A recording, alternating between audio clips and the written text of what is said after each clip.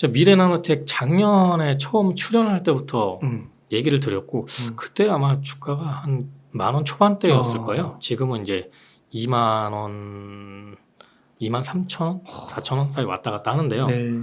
요게 이제 36,000원까지 갔었어요. 46,000원이요? 36,000원. 아, 36,000원. 36,000원 정도까지 갔었는데 조정을 많이 거쳤죠. 네. 그래서 아까 얘기한 것처럼 포스코 퓨처엠은 한 달 전에 말씀을 드렸을 때 한 20% 정도 지금 올라온 상황이고요. 미래나노텍은 이제 10% 정도밖에 안 올라왔어요. 이게 왜 그런 차이가 나오냐면 포스코 퓨처엠 같은 경우에는 지금 이런 수주들 보시면은 눈에 보이게 확확확 나오잖아요. 근데 미래나노텍 같은 경우에는 그런 수주들이라든지 그런 발표가 별로 안 합니다. 왜냐면 미래나노텍 자회사 미래첨단 소재가 2차전지 소재를 맡고 있기 때문에 자회사에서 들어오는 수주를 공시할 이유가 별로 없어요. 네. 그리고 회사에서도 그다지 뭐 홍보에 뭐 노력을 기울이진 않습니다. 제가 봤을 땐 좀 쉽게 말하면 배가 부른 걸 수도 있고요. 왜냐면 이제 돈 괜찮게 벌고 뭐 문제 없이 회사 돌아가니까 그냥 자기네들은 묵묵하게 그냥 일을 하겠다. 뭐 이런 수준인 것 같아요. 아, 그런 느낌인가요? 네, 왜냐면 회사 홍보에 너무 적극적인 게 되다 보면 그게 왜 그러냐면 회사에 돈이 없어서 그럽니다. 네, 회사에 돈이 없으니까 있는 거 없는 거 다 정보 끌어다가 배포하고 투자자 끌어와야 되고 주주들이 계속 사게 만들어야 되고 이러잖아요. 근데 이제 미래나노텍 같은 경우는 그런 게 별로 없는 거죠. 근데 여기 보시면 미래나노텍의 이제 자회사 미래첨단 소재 연구 현황을 볼 수가 있습니다. 요거 봤을 때 일단 뭐 양극재, 음극재 개발은 기본적으로 지금 하고 있고요. 그다음에 눈여겨볼 게 여기 퓨어 실리콘 공정 개발을 지금 진행을 하고 있습니다. 이 퓨어 실리콘이 뭐냐면 아까 제가 이야기한 것처럼 이제 전고체 배터리로 넘어가기 전에 징검다리로 음극재 기술이 개발이 되어야 되는데 그 중심이 실리콘 음극재라고 그랬잖아요. 그 실리콘 음극재의 최종 버전, 최종 버전이 퓨어 실리콘이에요. 그러니까 순수한 실리콘이라는 거죠. 그래서 지금은 이제 대주전자 재료라고 있어요. 거기서 이제 음극재, 실리콘 음극재를 유일하게 생산을 하고 있고 이제 LG 에너지 솔루션에 납품을 해서 LG 에너지 솔루션에 이 음극재 첨가를 해서 적용이 된 게 포르쉐 타이칸. 네, 포르쉐 타이칸에 적용이 됐었는데요. 지금 LG 에너지 솔루션도 이 실리콘 음극재가 섞는 비중이 한 5%에서 7% 사이라고 해요. 근데 이게 일단 일반 음극재보다 10배의 에너지 효율이 생기거든요. 단점은 뭐냐면 너무 많이 부풀어 얘가 들어가면 너무 많이 부푸니까 요거를 이제 잡아주는 기술이 필요하거든요. 그러니까 그거에서 이제 퓨어 실리콘을 지금 채택을 한 것 같아요. LG 쪽이. 그래서 LG 쪽이 그 퓨어 실리콘 개발하는 거를 굉장히 진심으로 하고 있고요. 그 이제 중에 대주전자 재료가 이제 협력 업체로 들어가 있는 거고요. 대주전자 재료 같은 경우에는 사실 미래나노텍보다 재무제표적으로 봤을 때 매출이나 뭐 영업이익은 낮아요. 근데 시총은 1조 5천억. 지금 미래나노텍이 시총이 7천억 왔다 갔다 하거든요. 거의 2배 이상이에요. 대주전자 재료 시총이. 왜 그런 거예요? 그러니까 그만큼 실리콘 음극재에 대해서 시장에서 높게 평가를 하고 있다는 거죠. 그러니까 양극재 기술은 사실 이만큼 와 있다면 음극재 기술은 이 정도밖에 안 됩니다. 지금. 그러니까 천연 흑연을 쓰고 있거든요. 음극재에서. 그리고 조금 이제 나은 게 인조 흑연. 그리고 여기서 조금 더 개발한 게 포스코 퓨처엠에서 이걸 뭐라고 설명해야죠? 인조 흑연하고 천연 흑연의 한 중간 정도 모습, 하이브리드 그것까지는 만들었어요. 그래서 이제 포스코 퓨처엠에서도 실리콘 음극재에 대해서 지금 개발을 하고 있는 걸로 알고 있고요. 이제 그런 부분에서 미래나노텍도 이제 LG랑 지금 연구를 진행하고 있다라는 뭐 엠바고 같은 얘기가 나돌고 있어요. 실제 진짜인지 아닌지는 모르겠는데 어쨌든 미래첨단 소재 그 사이트를 가보시면 2023년에 퓨어 실리콘 공정 개발을 한다라는 거니까요. 그러니까 공정 개발을 한다는 건 이미 소재는 개발이 돼 있다는 거고 어. 이걸 어떻게 효율적으로 뽑아내느냐를 어. 개발하고 있다는 거죠. 그럼 미래나노텍은 실리콘 응급제를 생산은 안 하는 거예요, 아직? 원래 한국메탈실리콘이라는 회사를 인수를 하려고 했었어요. 거기서 이제 실리콘 응급제를 이제 실리콘을 소재를 이제 거기서 만들고 있거든요. 그래서 그거를 이제 인수를 해서 이제 광산까지 베트남에 있는 광산까지 실리콘 광산까지 손을 대서 수직 계열화를 하려고 그림을 그리다가 이제 한국메탈실리콘이 너무 많이 부른 거야. 매각가를. 그래서 야 가만히 생각을 해보니까 미래나노텍 쪽에서 야, 이거 그냥 우리가 해도 되겠다. 이렇게 지금 결론이 났어요. 그래서 지금 미래첨단 소재에서 인력을 뽑고 지금 개발 중에 있는 걸로 알고 있습니다. 아. 이 퓨어 실리콘이 뭐냐면 실리콘을 미세하게 분쇄한 겁니다. 네, 분쇄한 건데 원래는 퓨어 실리콘 전 단계 그냥 일반 실리콘 응급제 같은 경우에는 코팅을 한다든지 뭘 섞어 도전제를 막 섞어 그래서 이제 그 팽창하는 걸 잡아줬었어요. 네. 근데 그걸 넘어서는 게 이제 퓨어 실리콘이기 때문에 퓨어 실리콘 만들 때 가장 중요한 게 제가 봤을 땐 나노 분쇄 가공이거든요. 그거에 특화된 기업이 바로 미래첨단 소재입니다. 네, 다음에 보시면은 이제 미래나노텍 같은 경우에는 포스코 퓨처엠에서 3천억 원 수주를 받았어요. 아, 수산화 리튬 네, 분쇄 가공해서. 그래서 이번 연도 매출이 이미 3천억이 넘을 예정입니다.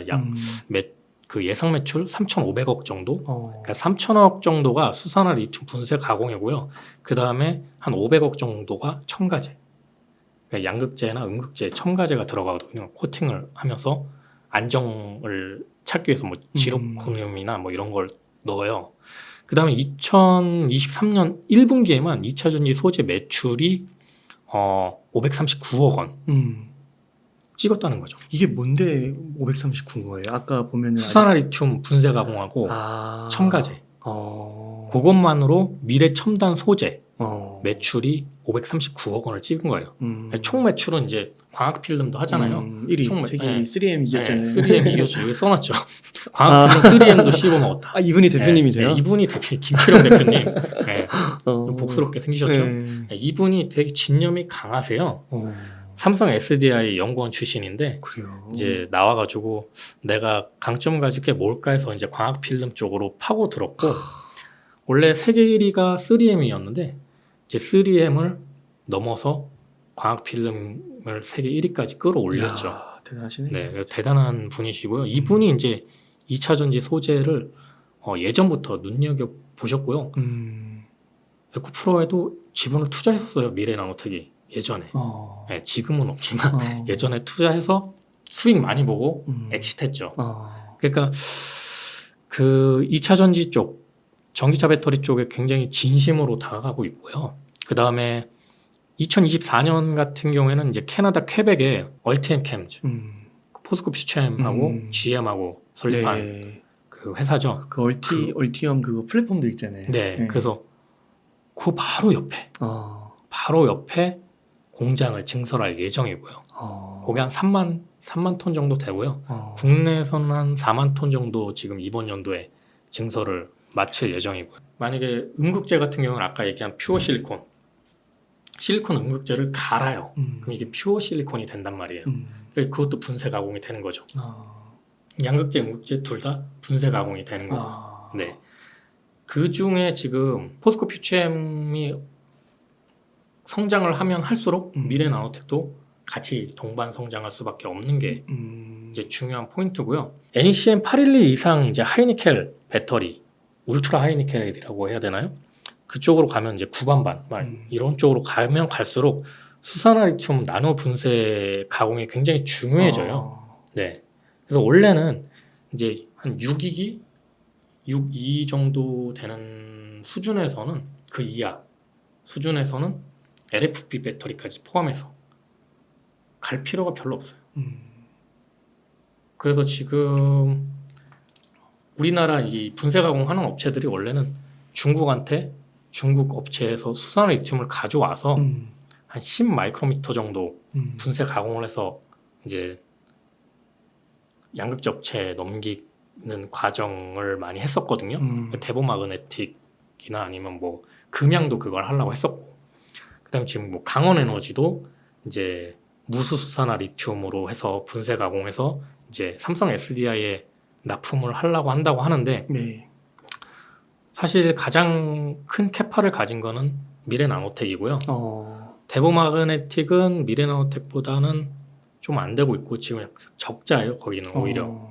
그러니까 적자 수주를 하고 있는 수준 같고 강원에너지는 아직 테스트 파일럿만 돌아가고 있고 수주는 0입니다. 예. 그러니까 이 시장은 얼마나 빨리 규모의 경제를 일으켜서 진입할 수 있느냐가 중요한 거거든요. 왜냐면 3년 전에 걸 지금 수주를 받아야 되잖아요. 그럼 준비된 사람이 가져갈 수밖에 없겠죠. 그래서 이제 미래나노텍이 수산화 리튬 분쇄 가공에서는 강자가 될 수밖에 없고요. 중소기업 치고는 상당히 많은 금액을 투자하고 있어요. 더군다나 이제 사급 방식이 아닌 아까 직접 수급, 그러니까 수산화 리튬을 직접 뭐 앨범알이나 아니면 뭐 리벤트 뭐 이런 업체한테 사갖고 와서 분쇄를 해서 포스코 퓨처엠에 아니면 삼성 SDI에 뭐 이렇게 납품을 할 수 있는 거죠. 그렇기 때문에 지금 미래 첨단 소재 자회사에 수산화 리튬을 직접 수급하기 위해서 한 788억 원 정도 금전 대여를 해줬어요.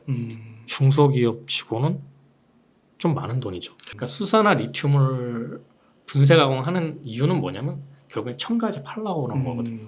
수산화 리튬 분쇄 과정도 중요하지만 첨가제를 끼워 팔기 위해서 이제 캐파를 늘려가는 거죠. 왜냐면 첨가제 같은 경우에는 마진율이 뭐 어마어마한 것도 있어 80% 가까이 되는 것도 있고요. 뭐 마진율 없는 것도 있고, 그러니까 고중해서 봤을 때 한 20에서 40% 정도 제가 봤을 때는 만약에 예를 들면 기본적으로 10 마이크로미터 분쇄 가공을 하는 라인을 깔았어요. 근데 고객사에서 야 우린 5 마이크로미터 필요해. 이러면 이거 바꿔줘야 되잖아요. 그 시간과 그리고 이 안정화시키는 게 너무 어렵다라는. 그러니까 예를 들면 LG 에너지 솔루션이 유럽 헝가리 공장 안정화시키는데 몇 년 걸렸어요. 그렇죠. 그러니까 똑같은 기계, 똑같은 시스템 옮겨다가 놨는데 기후, 뭐 환경, 뭐 이런 것들이 변하고 사람 숙련도가 변하고 이러니까 그 안정화가 안 되는 거예요. 네. 그래서 뭐 테슬라가 이제 배터리 만든다고 했을 때 뭐 기술이 없어서 못 만드는 게 아니고요. 안정화시키는 게 어렵기 때문에 어려운 겁니다. 그러니까 우리나라 기업들은 이제 그런 쪽으로 이제 연구를 하다 보니까 테슬라가 배터리를 만들어 뭐 별거 아니라고 생각하면 쟤네 힘들걸? 뭐 이렇게 생각을 하고 있는 거죠. 디스플레이 하는 업체들 중에 2차 전지 소재 쪽으로 빠지는 업체들이 굉장히 많아요. 네. 그러니까 그 기술력이 멀리 떨어져 있지 않다라는 거죠. 소재를 다루고 가공하는 그런 기술력들이요. 네. 아, 그렇군요. 지금 리튬 가격이 다시 상승하고 있잖아요. 그래프 보면 V자 반등을 하고 있어요. V자 반등. 이 리튬이 이렇게 오르는 이유는 모자릅니다. 리튬이. 네. 리튬이 향후 몇 년간 계속 모자랄 거라고 판단이 되고요. 이제 갑작스럽게 급등하던 리튬이 이제 잠깐 조정을 보였던 이유는 뭐냐면 중국 쪽에서 이제 전기차 판매량이 줄어들면서 아무래도 그런 영향이 생긴 것 같아요. 특히 이제 탄산리튬 같은 경우 LFP 배터리에 들어가잖아요. 이 그래프가 지금 탄산리튬 가격인데요. 중국에서 보조금을 거의 이제 줄여가고 있어요. 그러니까 작년까지만 해도 피크였는데 이번 연도부터 이제 거의 보조금이 안 나옵니다. 중국 경제가 안 좋아서 그런 건가요? 중국 정부에서 판단을 그렇게 한 거죠. 이제 이 정도 수준이면 됐다. 됐다. 이제 네. 구조조정하는 거군요. 그러고 나서 야 우리 이제 니네 이제 그 쥐어줄 만큼 쥐어줬으니까 해외 나가라 했는데 문제가 그 LFP 배터리 특허가 미국 쪽에 있습니다. 네. 진짜요? 네. 그러다 보니까 작년 하반기쯤에 이제 LFP 배터리 특허가 풀렸는데 풀렸음에도 불구하고 진출이 안 됐죠. 인플레이션 감축법이 발효가 되면서. 그러네요. 네. 그러다 보니까 중국에서 이제 야 우리 이제 해외 진출할 거야 해서 너도 나도 막 많이 만들었잖아요. 재고가 엄청 많았단 말이에요. 많이 구조 조정이 됐고요. 그 다음에 이제 생산량이 줄어들면서 다시 올라가고 있는 거죠. 그렇군요. 그래서 지금 리튬 가격을 중요하게 봐야 되는 이유가 뭐냐면 아까 포스코 피스처엠 같은 경우 포스코 홀딩스에서 염호, 아르헨티나 염호를 가지고 있죠. 그 다음에 이제 호주 같은 경우는 필바라 쪽 이제 광산업체랑 지분 투자해가지고 리튬 강산도 계속 지분 투자를 하면서 가져오고 있단 말이에요. 그러면은 리튬 가격이 떨어질 때보다 리튬 가격이 오를 때 마진율이 굉장히 높아지겠죠. 네, 마찬가지로 미래 나노텍 같은 경우에도 아까 그 직접 수급을 한다고 그랬잖아요. 네. 리튬을 내가 직접 사야 돼. 근데 계속 오르면 내가 이 가격에 샀는데 올랐어. 마진율이 올라가겠죠. 그렇죠. 근데 반대로 가면 X 되는 거예요. 반대로 가면. 근데 이게 반대로 가기가 상당히 좀 어려운 상황이에요. 아, 지금 현재 시점에서 네. 봤을 때. 네네. 네. 이게 제가 전에 방송에서 인공지능 얘기를 하면서 인공지능 원탑은 그냥 엔비디아 사셔라 그렇게 얘기했는데 기억나세요? 맞아요. 네. 그 엔비디아 엄청 올랐잖아요. 네. 엔비디아가 오르면서 이제 미국의 그 반도체주 그 기업들 주가가 동반적으로 상승을 많이 했고요. 근데 결국에는 요게 이제 인공지능 쪽에만 국한되다 보니까 오래 가기에는 조금 힘들 거라고 보고요. 예, 반짝 상승을 한 거죠. 우리나라도 그 영향을 받아서. 그래서 그 부분이 왜 그렇게 생각을 하냐면 일단은 우리나라는 메모리 반도체가 주력이고 그 반도체 재고가 어마어마해요. 삼성전자만 해도 54조 원, 네. SK하이닉스 17조 원. 그리고 이제 재고가 그 회전율이 있는데 삼성전자는 한 3.5개월 정도 되고요. 그 SK하이닉스 같은 경우는 7.6개월 정도 됩니다. 근데 업계에서 보는 적정한 재고 회전율은 5주에서 6주 사이예요. 네. 그러니까 한 2달 가까이 된 거죠. 2달을 다 넘어선 거죠. 음. 그러니까 아마 2분기에는 최악의 상황이 오지 않을까 싶어요. 재무적으로. 네, 매출과 영업이익에서 최악의 상황이 될 겁니다. 삼성전자나 SK하이닉스. 이게 지금 현물 가격 보면은 제가 여기 다나와에서 지금 이거를 조사를 해왔는데 D램하고 낸드 플래시 SSD죠. 네. 이 현물 가격 보면 여기 지금 제일 잘 나가는 DDR4 3200짜리 요 16기가거든요. 네. 요게 1위예요 판매가. 지금 68,000원에서 38,000원으로 내려왔어요. 와, 거의 반 40%. 1년 사이에. 그 다음에 이제 신제품 DDR5 5600. 요거는 이제 1년은 안 되죠. 왜냐면 신제품이니까 2월부터 지금 집계가 됐는데 52,000원인데 신제품인데도 불구하고 내려갔어요. 47,000원으로. 그 다음에 이제 낸드 플래시 같은 경우에는 이제 SSD가 이제 SK하이닉스가 제일 많이 팔리더라고요. 1테라짜리인데 요게 이제 20만 8,560원인데 13만 6,960원. 뭐 여기까지 내려갔단 말이에요. 요것만 봐도 체감이 되잖아요. 왜 떨어질까요? 재고가 많다라는 거죠. 재고가 없이 정말 막 5주, 6주가 아니고 재고가 1, 2주밖에 안 남았다. 이러면 가격이 막 엄청 올라갈 거예요. 옛날에 그 팬데믹 발표되고 나서 코로나 시기에 그 D램 가격 올랐던 거 기억나세요? 네, 2배 막 오르고 그랬거든요. 뭐 그 당시하고 반대로 가고 있다라는 거죠 지금. 네. 그래서 지금 국내 반도체 기업의 재고 파악이 어느 때보다 굉장히 중요하고요. 제가 봤을 땐 2분기가 최악이고 3분기에서 조금 이제 줄어들면서 이제 4분기쯤 됐을 때 판가름이 날 것 같아요. 네. 그러면 주가적으로 봤을 때는 뭐 한 번쯤 이렇게 조정을 받을 수 있는 가능성도 있다고 보세요? 네. 2분기 실적 발표 되면은 조정이 안 오겠어요. 최악인 상황인데 아무리 뭐 주가가 미래를 반영한다고 해서 뭐 6개월 선행한다고는 하지만 최악의 상황에서 그 다음 상황에도 뭐 이게 적자가 해소가 되는 게 아니에요. 재고가 해소가 되는 게 다 없어지는 게 아니에요. 좀 덜 하는 거지. 그럼 이게 덜 하고 4분기에도 좀 덜 할 거고 내년에도 좀 1분기에도 또 덜 할 거고 점차 이 덜한 정도가 해소가 되면서 재고가 이제 어느 정도 마무리가 될 거기 때문에 최악의 상황이 오면은 사실 조정이 불가피할 수밖에 없지 않을까. 저는 그렇게 생각하고요. 증권사에서는 근데 지금이 바닥이고 장기적으로 봤을 때 지금부터 맞아요. 사라 이런 얘기 많이 하잖아요. 근데 최악인데 지금 사서 뭐 내년까지 기다리실 분은 뭐 지금 사도 괜찮아요. 네. HBM이 뭐 SK하이닉스가 최강자예요. 삼성전자보다 앞서 있어요. SK하이닉스가. 그래서 이번에 반도체주가 이제 반등을 했을 때 삼성전자보다 SK하이닉스 상승률이 더 컸거든요.